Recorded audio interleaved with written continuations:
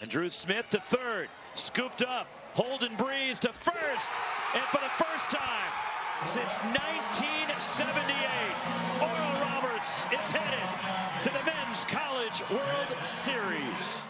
The improbable run for the Oregon baseball team has come to an end in the Super Regionals. Thanks for joining us tonight. I'm Claire Brennan. Oregon baseball wasn't able to advance to the College World Series, falling to Oral Roberts 11-6. We'll have highlights and post-game reaction from the Ducks coming up later in sports. Several reports coming into Central Lane 911 today about a bear in the South Hills area of Eugene. In a press release, Eugene police say residents spotted the bear near 31st Avenue and Willamette Street, where it was seen jumping into a backyard and being treed by a dog. Oregon State Police are aware of the sightings, and they have 2 game wardens in the area. EPD saying bears are not usually a problem if they're on the fringe of town, and they're asking people not to call 911 unless a bear is presenting an immediate danger of attacking or has been hit by a car.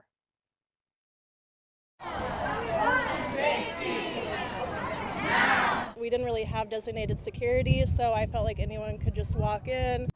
Employees at one of the biggest industries in Portland are on strike, demanding safer work environments. Tonight, dozens of current and past dancers gathered outside the strip club Magic Tavern, making their voices heard.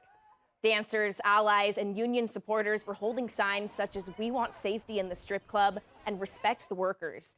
Several of the dancers saying a lot of the times they don't feel safe in the club. They're demanding a safer work environment, such as more trained security guards and increased safety conditions. They're also asking for a legal contract detailing everything the club expects of dancers, including fees and scheduling. I've been a dancer for 10 years. A lot of clubs aren't as safe as they could be, especially with the nature of our job. We get put in danger's way a lot. So it'd be nice to, one, make an example, and maybe other places can, up their security, follow suit. And if this place becomes, even better because of it, that's at least one really good club, and hopefully more will follow. Our sister station K2 has reached out to the club but hasn't received any response yet. We'll continue to follow this developing story and provide more updates. Meanwhile, one man is in custody after police say he drove his truck through Portland's Grand Floral Parade while it was going on, endangering crowds of people, including children. Francis Lynn reports. What started as a fun, sunny day for a parade. We enjoy it, and the kids enjoy it. Everything is awesome. Weather was good today, no rain, not too hot, not too cold. And their favorite part was the Blazers. This turned into a moment of terror for some. Portland police say a little after 10 this morning, an officer saw parade goers run out onto the street after a truck driver pulled onto the closed parade route. The officer chased him down, trying to get the truck to pull over using sirens and commands, but the driver didn't stop. At one point, police say he drove directly towards families sitting on the curb watching the parade. Several people narrowly avoided getting hit, according to PPB. The driver then allegedly ran through a barricade, forcing volunteers to quickly get out of the way. Eventually, the driver left the parade route. That's when PPB's air support unit took over. Officers say they were able to stop the truck near the intersection of Northeast 24th Avenue and Clackamas Street. That was our Francis Lynn reporting. The driver, Sidney Sean Metcham, is now booked at the Multnomah County Detention Center on charges of recklessly endangering another person, disorderly conduct, attempt to elude, and reckless driving. Covering the nation tonight as several people were injured in a shooting outside of a Texas nightclub. It happened early this morning at the Taboo Restaurant and Lounge in Houston. Police say some sort of altercation started inside the club and then continued into the parking lot, where someone opened fire into the crowd. At least 6 people were shot. They were taken to various hospitals for treatment. Police say they aren't sure how many shooters were involved, but so far no arrests have been made. And 3 people are dead and 3 others hurt after a shooting at a home in Annapolis, Maryland tonight. Police are characterizing it as a dispute and say the shooting was not random, but a motive remains unclear still. Authorities have a person of interest in custody. No further information was immediately available. And there won't be much brotherly love for drivers stuck in Monday's commute and Tuesday's commute as well, because a section of Interstate 95 in Philadelphia collapsed from a fire this morning, with officials saying it'll be a while before things are back to normal. John Lawrence reports. People driving in southeast Pennsylvania will need to have a lot of patience and maybe an extra audiobook.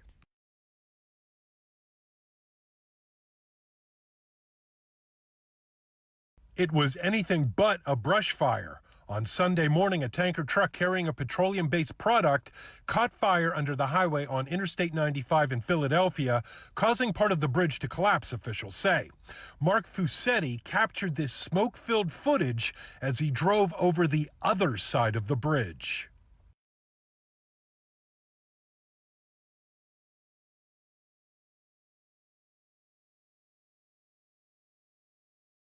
Officials have started putting detours into place.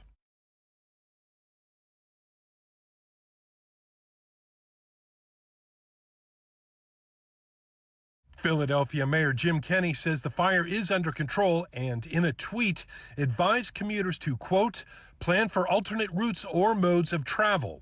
Pennsylvania officials say traffic in the area is expected to be affected for months. As John Lawrence reporting, the National Transportation Safety Board tweeted that it's sending a team to investigate this incident.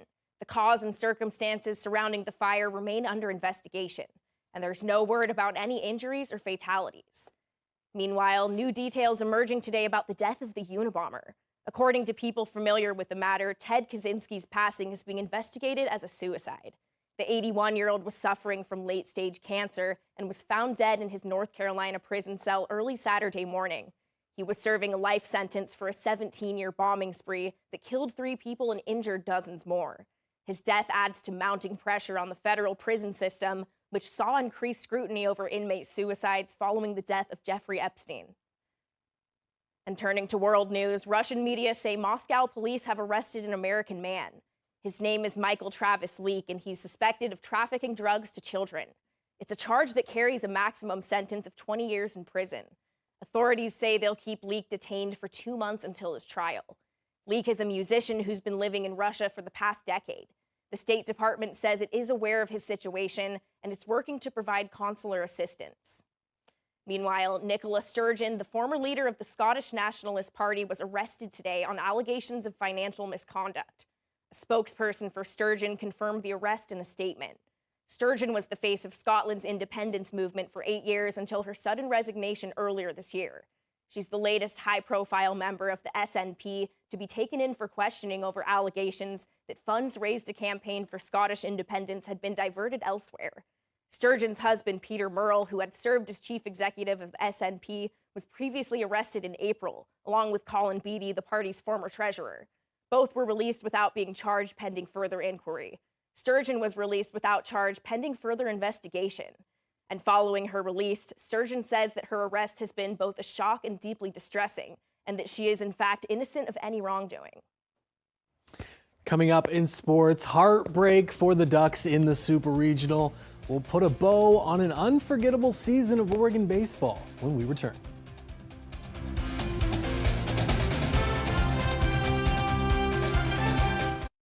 Margot Robbie and The Ducks were 2 outs away from celebrating a trip to the College World Series last night, but Oral Roberts ended any chance of a Saturday night party with a walk-off win in Game 2 of the Super Regional, leaving a winner-go-home Game 3. Another sellout crowd at PK Park. The fans, they were loud all weekend.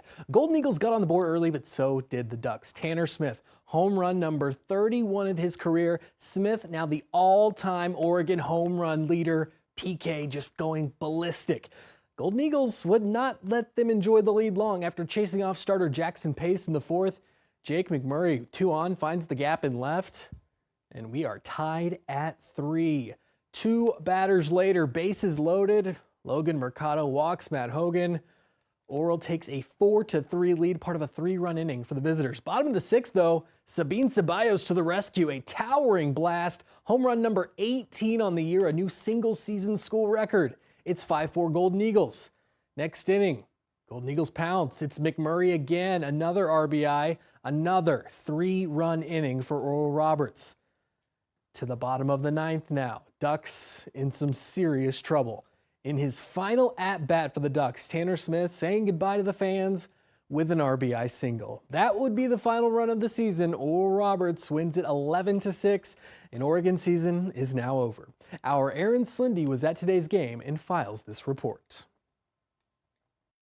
There are 1,687 miles between Eugene, Oregon and Omaha, Nebraska. And after one of the most historic and unexpected postseason runs, Oregon baseball could have had the chance to make it back to the College World Series for the first time since 1954. And even though the Ducks fell short in Sunday's Game 3 winner-take-all of the Eugene Super Regional, the Ducks are still proud of everything they accomplished this season. This is a group unlike any other.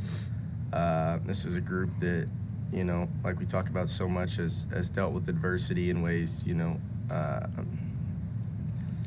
that no one else in the country has faced, and to be able to rally together and to play for one another and to really adapt that team baseball is you know, no better way to leave this place than with a team like this. We hosted the Super Regional. We won a Pac-12 championship at the Pac-12 tournament. I mean, those things were hard to explain when it comes to a piece of paper and a stat sheet, and so pretty special. Head coach Mark Wasikowski attributed a lot of the postseason success to this year's senior class that he hopes legacy lasts for many seasons to come. Reporting in Eugene, I'm Aaron Slindy. Thank you, Aaron. What a season for the Ducks. Due to injuries, they never got to play together while they were at the University of Oregon, but today, former Ducks and sisters Satou and Nyara Sabally getting to square off as opponents in the WNBA. Satou in the Dallas Wings on the road against the New York Liberty. Second quarter, it's Satou. Little jumper action. Wings up 6. Satou with 17 points, 11 rebounds, her 6th straight double-double. Dallas with the halftime lead, but here come the Liberty. Another former Duck, Sabrina Ionescu. Ever heard of her? Fresh off a career-high 37 points, floater is good. To the fourth, more Sabrina. This time for 3, 22 points for Ionescu. Her teammate Brianna Stewart had another great game, a game-high 32 points. No points for Nyara, but she gets bragging rights over Satou. Liberty win 102-93. Portland Thorns on the road Sunday in Florida against the Orlando Pride. 20th minute, she's in fine form ahead of next month's Women's World Cup. Sophia Smith buries it. Thorns up 1-0. That lead would last about 6 minutes. Home team responds. Adriana, hey, when you're this good, you're allowed to only go by one name. Gets the equalizer, tied at the half. 47th minute, guess who? Adriana gets her second of the day, and the Thorns fall on the road 3-1. More baseball. The Eugene Emeralds, you know, they would have been playing at PK Park today had Oregon not reached the Super Regional round. The Ems wrapped up their series against the Tri-City Dust Devils with an 8-4 loss. It's back on the road for Eugene this week. Their series against the Spokane Indians begins Tuesday. How about the Mariners in their series finale on the road against the Angels? Seattle down 6-0 in the fourth. Teoscar Hernandez, deep blast off of Griffin Canning. 2-run homer, deficit cut to 4. Next inning. This time it's Mike Ford going deep. It's a solo shot, just not enough offensive production today from the Mariners, but I do enjoy their little celebration trident they have there. Angels, they didn't have a problem with the offense. Bottom of the 8th, Zach Neto, his second home run of the game. Angels take the win in the series. Mariners back at home tomorrow, hosting the Marlins for a 3-game series. But back to our top story. It was an incredible weekend at PK Park. It's rare to see just an overflowing of fans there for a Ducks game, but Coach Waz, Mark Wasikowski, he's kind of turned this program around. People are actually realizing that, hey, the Ducks actually have a baseball program. So the fan base is building. Only good things to come for this program. Absolutely. Definitely a huge success to make it that far. Absolutely. Yeah. Very proud of them. Well, coming up next, our own Genevieve Melzer has tonight's forecast. Stick around for all your weather updates.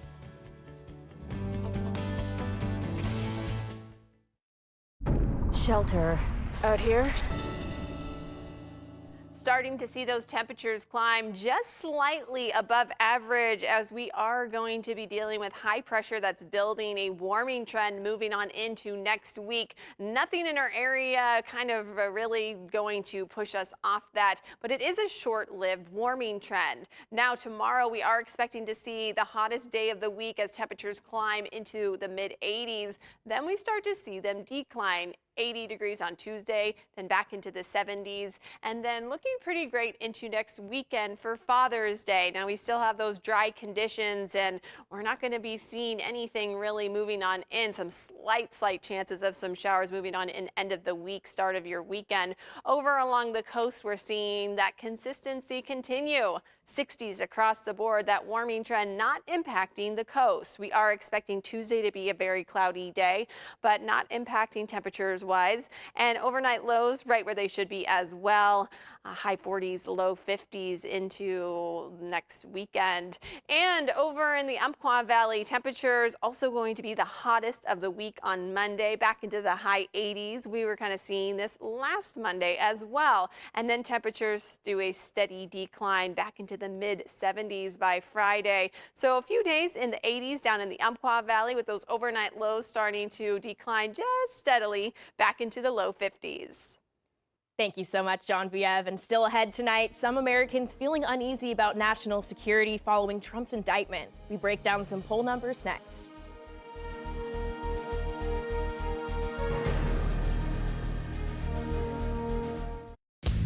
It's been a long time. Welcome back. In election news tonight, Miami Mayor Francis Suarez is ramping up expectations for a potential presidential bid today, telling viewers on Fox News to stay tuned for a big announcement coming this week. I'm going to be making, like you said, a big speech in the Reagan Library, and I think it's one that America should tune into. It's one where we talk about what the future of our country should be. It should be a future that creates prosperity, not poverty. The Florida Republican has been laying down the groundwork for a presidential campaign in recent months and has even made trips to early voting states. He previously criticized Florida Governor Ron DeSantis for fighting with Disney and vocally opposed Donald Trump in the 2016 and 2020 elections. Suarez is set to speak Thursday at the Ronald Reagan Presidential Foundation as part of a conservative speaker series titled A Time for Choosing. And ahead of a historic week, former President Donald Trump is back on the campaign trail over the weekend, calling the recent indictment a political hit job. He faces federal charges and is expected to appear in court in Florida on Tuesday. Meanwhile, reactions from Capitol Hill continue on both sides. Shelley Malashi has all the latest. Witch hunt, scam, hoax. It's called election interference, and they're doing the best they can with it. Over the weekend, former President Donald Trump on the campaign trail, making stops in Georgia and North Carolina, following his recent federal indictment. While in Greensboro, the former president calling out the Biden administration for what he claimed is an abuse of power. The baseless indictment of me by the Biden administration's weaponized Department of Injustice will go down as among the most horrific abuses of power in the history of our country. This vicious persecution is a travesty of justice. Trump faces a total of 37 counts, including 31 counts of willful retention of national defense information and conspiracy with a top aide to allegedly hide documents from the government. If even half of it is true, then he's toast. It's a very detailed indictment, and it's very, very damning. This is as devastating and specific of an indictment that I think I've ever seen. President Trump will have his day in court, but espionage charges are absolutely ridiculous. Whether you like Trump or not, he did not commit espionage. Former President Donald Trump is expected to travel to Miami on Monday, ahead of his Tuesday court appearance, according to two sources, where he will meet with lawyers and discuss a Florida-based legal team. I'm Shelley Malashi reporting. Thanks for that report, Shelley. Former President Trump's personal aide Walt Nauta is also facing 6 counts, including several charges related to obstruction and concealment. Meanwhile, 2 new polls suggest most Americans see a security risk in Trump's alleged actions that led to an indictment on federal charges. Trump now faces a total of 37 criminal counts that include willful retention of classified documents, including national defense information. An ABC News poll found that 61% of Americans say the federal charges Trump faces are very or somewhat serious. 28% say the charges are not serious. And a CBS News YouGov poll found that 69% of Americans feel it would be a security risk if Trump possessed documents regarding U.S. nuclear systems or military plans in his home after leaving office. Trump is expected to be arraigned in Miami Tuesday.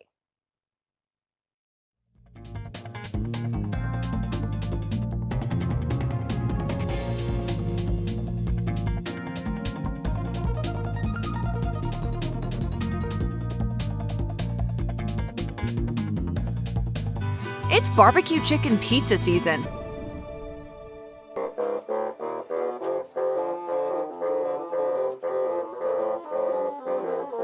Lush local gardens blooming with the sounds of live music today. It's for the 25th anniversary of the Eugene Symphony Guild's fundraiser, Music in the Garden. 6 gardens throughout Eugene and Springfield were chosen to host musical performances, plant sales, vendors, and talks with garden specialists. Eugene residents Luke and Catherine Roth have developed their backyard paradise over the last 42 years. And for them, it's all about building community. Having a particular day like this for the symphony is a really nice fundraiser for them, but it's also a chance for the community to see some really, really spectacular gardens. In our day of being so polarized as a society, it's kind of nice to have people of all stripes come together and enjoy the beauty of nature. The couple say they're honored to have been selected as one of the featured gardens for a second time. You can find out more about the organization by visiting eugenesymphonyguild.org. Hayden, I'm not gonna lie, this does make me feel a little bit self-conscious about the one potted plant that died in my apartment. Oh, so how's your green thumb? No green thumb? It's like the opposite of green. It's like purple. Yeah, mine What too. about you? In elementary school, I could never keep any plants alive. And I also live in a cave. It's very dimly lit, but It's a gift, as we can see. absolutely Yeah. jealous of these people. That event looked like an amazing time. Absolutely. Flowers, music. What else do you need? Can't beat it. Well, that's all for tonight. We'll see you back here tomorrow. Have a great evening. Previously on The Big Bang Theory. Well, we sort of